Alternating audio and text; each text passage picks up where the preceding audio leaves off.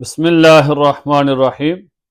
ماہ رمضان کا تیسرا عشرہ شروع ہو چکا ہے، تو آج میں آپ حضرات کو تیسرے عشرے کی دعا بتلاؤں گا کہ تیسرے عشرے میں کون سی دعا پڑھنی چاہیے۔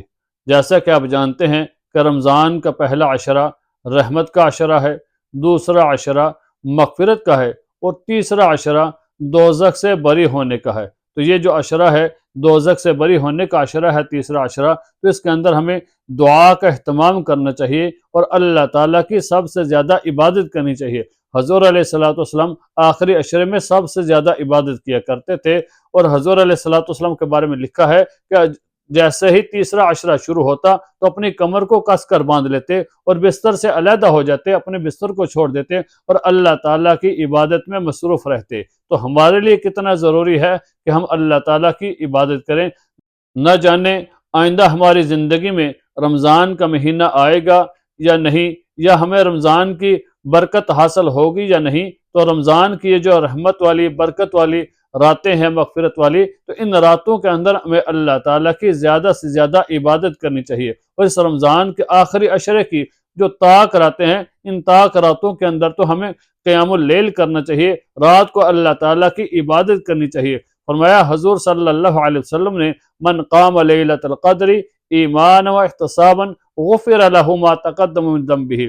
فرمایا جس شخص نے لیلۃ القدر کی رات کو قیام کیا ایمان اور ثواب کی نیت کے ساتھ، تو اللہ تعالیٰ اس کے پچھلے گناہوں کو معاف فرما دیتے ہیں۔ تو ہمیں ان راتوں کے اندر جو طاق راتیں ہیں آخری عشرے کی، 21 ہے، 23 ہے، 25، 27 اور 29 کی جو راتیں ہیں، ان طاق راتوں کے اندر اللہ تعالیٰ کی زیادہ سے زیادہ عبادت کرنی چاہیے، اپنے وقت کو ضائع ہونے سے بچانا چاہیے۔ نہ جانے پھر ہماری زندگی میں پھر رمضان کا مہینہ یا آخری عشرہ ہمیں نصیب ہوگا یا نہیں ہوگا۔ تو اس لیے اگر ہمیں زندگی میں اللہ تعالیٰ نے ہمیں موقع دیا ہے تو ہمیں اللہ تعالیٰ کی عبادت ضرور کرنی چاہیے، ورنہ کل انسان پچھتائے گا اور کہے گا کاش کہ مجھے موقع مل جاتا اور میں اللہ تعالیٰ کی عبادت کرتا۔ تو یاد رکھنا پھر کاش ہی رہ جائے گا، پھر انسان کو وہ موقع نہیں ملے گا۔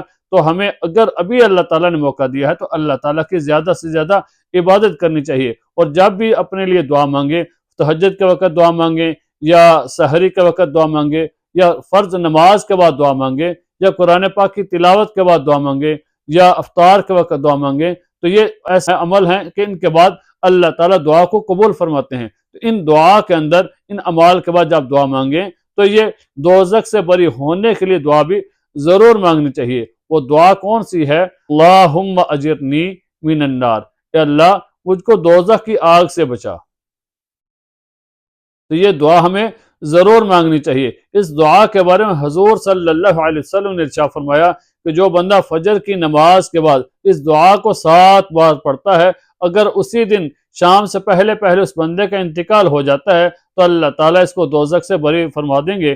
اور اگر کوئی بندہ مغرب کی نماز کے بعد پڑھتا ہے اور فجر سے پہلے اس کا انتقال ہو جاتا ہے تو اللہ تعالیٰ اس کو دوزخ سے بری فرمائیں گے۔ تو اس دعا کا ہمیں زیادہ سے زیادہ اہتمام کرنا چاہیے۔ پھر اس تیسرے عشرے کے اندر لیلۃ القدر کی رات کے لیے حضور علیہ السلام نے حضرت عائشہ رضی اللہ تعالی عنہا سے ارشاد فرمایا، اے عائشہ اگر تم لیلۃ القدر کی رات کو پالو تو اللہ تعالیٰ سے یہ دعا ضرور مانگو۔ وہ دعا کون سی ہے؟